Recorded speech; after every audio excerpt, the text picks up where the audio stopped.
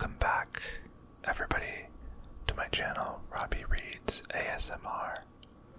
Today we are going to read another Grimm's fairy tale from the Grimm's Complete Fairy Tales book I recently bought at Barnes & Noble. So let's get started.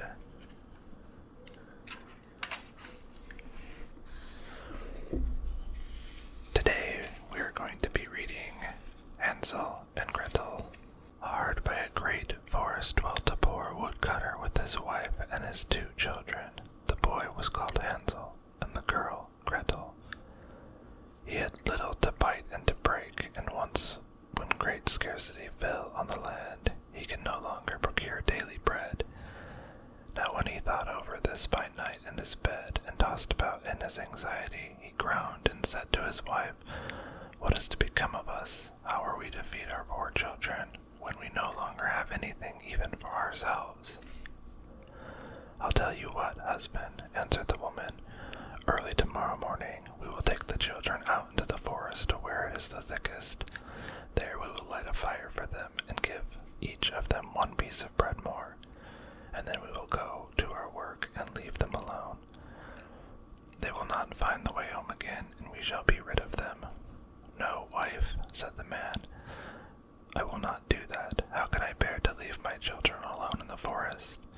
The wild animals would soon come and tear them to pieces." "Oh, thou fool," she said, "then we must all 4 die of hunger. Thou mayest as well plane the banks for our coffins." And she left him no peace until he consented. "But I feel very sorry for the poor children, all the same," said the man. The 2 children had also not been able to sleep for hunger, and had heard that their stepmother had said to their father. Gretel wept bitter tears and said to Hansel, "Now all is over with us." "Be quiet, Gretel," said Hansel. "Do not distress thyself. I will soon find a way to help us." And when the old folks had fallen asleep, he got up, put on his little coat, opened the door below, and crept outside. The moon shone brightly, and the white pebbles, which lay in front of the house, glittered like real silver pennies. Hansel stooped and put as many of them in the little pocket of his coat as he could possibly get in. Then he went back and said to Gretel, "Be comforted, dear little sister, and sleep in peace. God will not forsake us," and he lay down again in his bed. When day dawned, but before the sun had risen, the woman came and woke the 2 children, saying, "Get up, you sluggards. We are going into the forest to fetch wood." She gave each a little piece of bread and said, "There is something for your dinner, but do not eat it up before then, for you will get nothing else." Gretel took the bread under her apron, as Hansel had the stones in his pocket. Then they all set out together on the way to the forest. When they had walked a short time, Hansel stood still and peeped back at the house, and did so again and again. His father said, "Hansel, what art thou looking at there and staying behind for? Mind that thou art about, and do not forget how to use thy legs." "Ah, father," said Hansel, "I am looking at my little white cat, which is sitting up on the roof and wants to say goodbye to me." The wife said, "Fool, that is not thy little cat. That is the morning sun which is shining on the chimneys." Hansel, however, had not been looking back at the cat, but had been constantly throwing one of the white pebble stones out of his pocket on the road. When they had reached the middle of the forest, the father said, "Now, children, pile up some wood, and I will light a fire that you may not be cold." Hansel and Gretel gathered brushwood together as high as a little hill. The brushwood was lighted, and when the flames were burning very high, the woman said, "Now, children, lay yourselves down by the fire and rest. We will go into the forest and cut some wood. When we have done, we will come back and fetch you away." Hansel and Gretel sat by the fire, and when noon came, each ate a little piece of bread, and as they heard the strokes of the wood axe, they believed that their father was near. It was not, however, the axe. It was a branch which he had fastened to a withered tree, which the wind was blowing backwards and forwards, and as they had been sitting such a long time, their eyes shut with fatigue, and they fell fast asleep. When at last they awoke, it was already dark night. Gretel began to cry and said, "How are we to get out of the forest now?" But Hansel comforted her and said, "Just wait a little until the moon has risen, and then we will soon find the way." And when the full moon had risen, Hansel took his little sister by the hand and followed the pebbles which shone like newly coined silver pieces, and showed them the way. They walked the whole night long, and by break of day came once more to their father's house. They knocked at the door, and when the woman opened it and saw that it was Hansel and Gretel, she said, "You naughty children, why have you slept so long in the forest? We thought you were never coming back at all." The father, however, rejoiced, for it had cut him to the heart to leave them behind alone.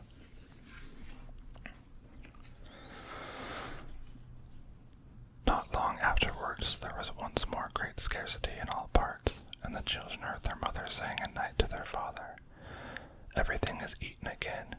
We have 1/2 loaf left, and after that there is an end. The children must go. We will take them farther into the wood, so that they will not find their way out again. There is no other means of saving ourselves." The man's heart was heavy, and he thought, "It would be better for thee to share the last mouthful with thy children." The woman, however, would listen to nothing that he had to say, but scolded and reproached him. He who says A must say B likewise, and as he had yielded the first time, he had to do so a second time also. The children were, however, still awake and had heard the conversation. When the old folks were asleep, Hansel again got up and wanted to go out and pick up pebbles as he had done before, but the woman had locked the door, and Hansel could not get out. Nevertheless, he comforted his little sister and said, "Do not cry, Gretel. Go to sleep quietly. The good God will help us." Early in the morning came the woman and took the children out of their beds. Their bit of bread was given to them, but it was still smaller than the time before. On the way into the forest, Hansel crumpled it in his pocket, and often stood still and threw a morsel on the ground. "Hansel, why dost thou stop and look around?" said the father. "Go on."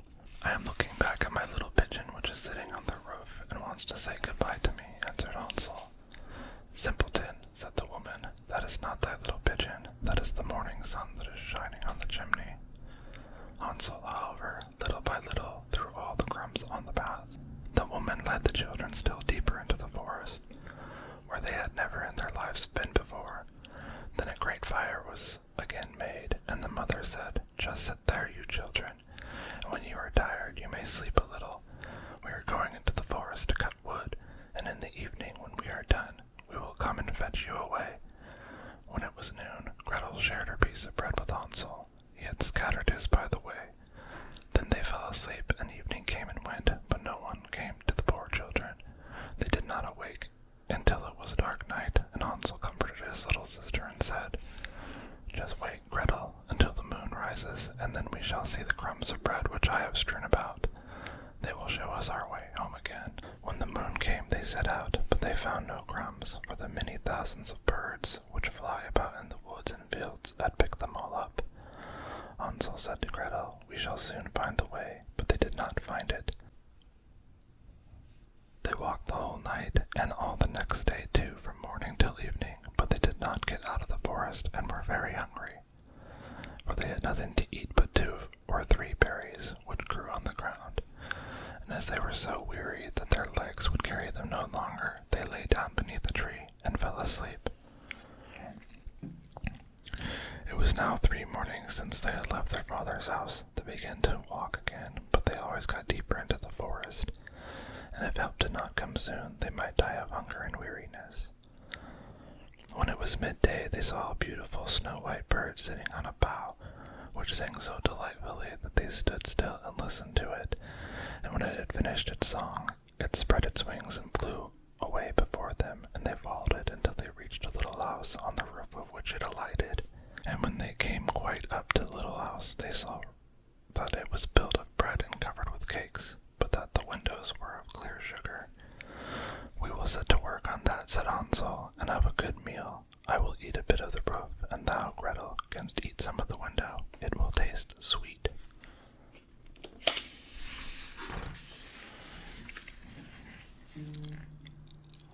reached up above and broke off a little of the roof to try how it tasted, and Gretel leaned against the window and nibbled at the panes. Then a soft voice cried from the room, "Nibble, nibble, gnaw, who was nibbling at my little house?"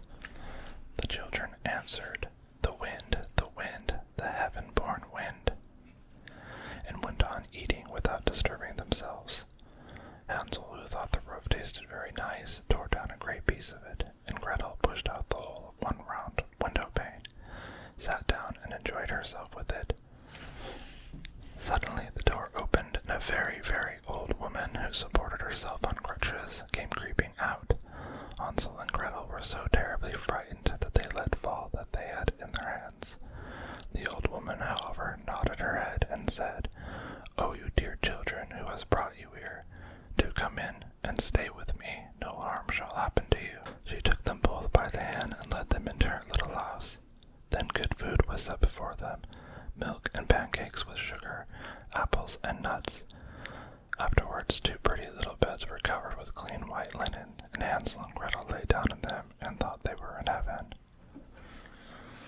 The old woman had only pretended to be kind. She was in reality a wicked witch who lay in wait for children, and had only built the little house of bread in order to entice them there.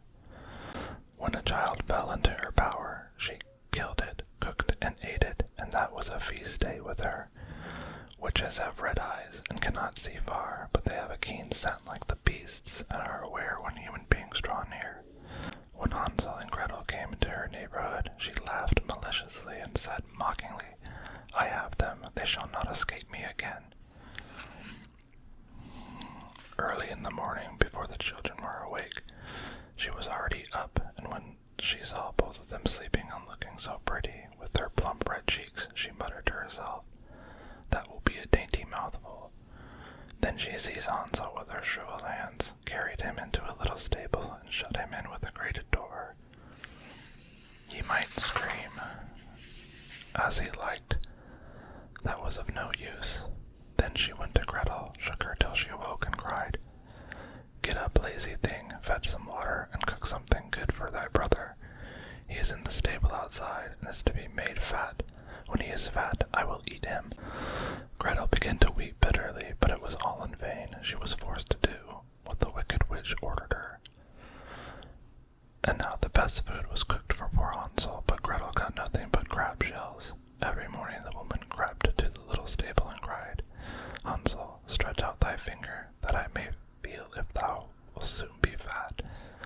Hansel, however, stretched out a little bone to her, and the old woman, who had dim eyes, could not see it, and thought it was Hansel's finger, and was astonished that there was no way of fattening him. When 4 weeks had gone by, and Hansel still continued thin, she was seized with impatience and could not wait any longer. "Hola, Gretel," she cried to the girl. "Be active and bring some water. Let Hansel be fat or lean. Tomorrow I will kill him and cook him."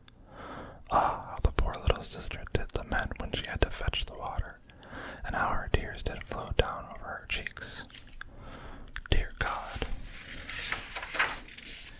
do help us," she cried. "If the wild beasts in the forest but had devoured us, we would at any rate have died together." "Just keep the noise to thyself," said the old woman. "All that won't help thee at all." Early in the morning, Gretel had to go out and hang up the cauldron with the water and light the fire. "We will bake first," said the old woman.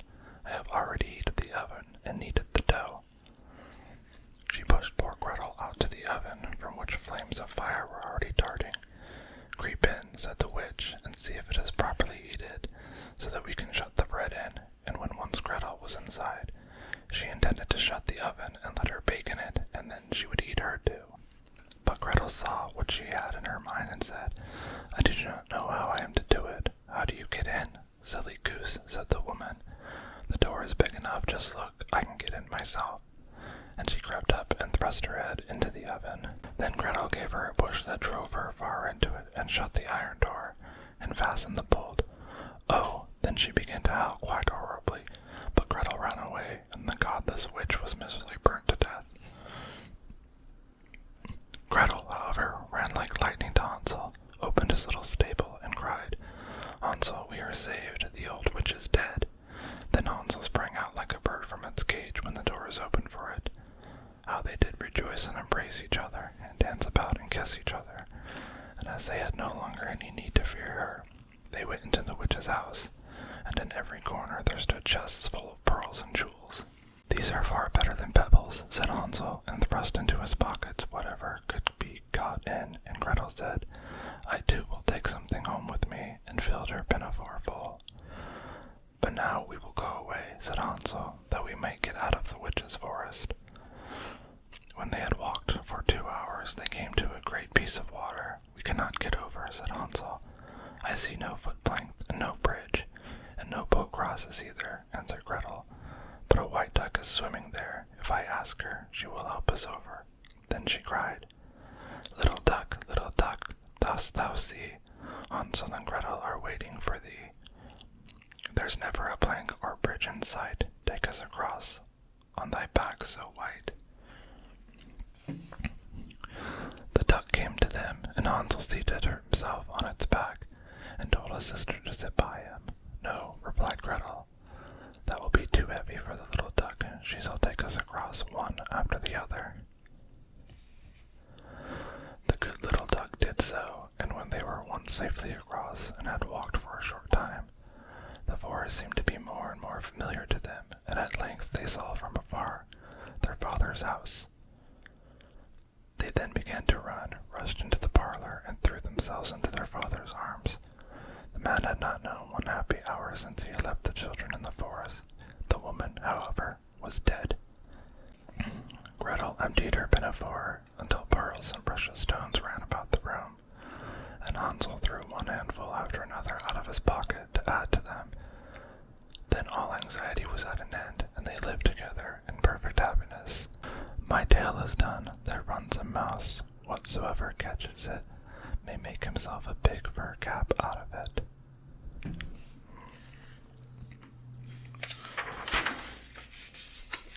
And we've got some pictures here with some captions. Hansel stooped out and put as many of them in this little pocket of his coat as he could possibly get in.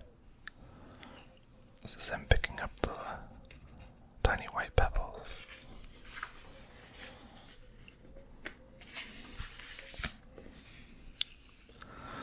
Suddenly the door opened, and a very, very old woman who supported herself on crutches came creeping out.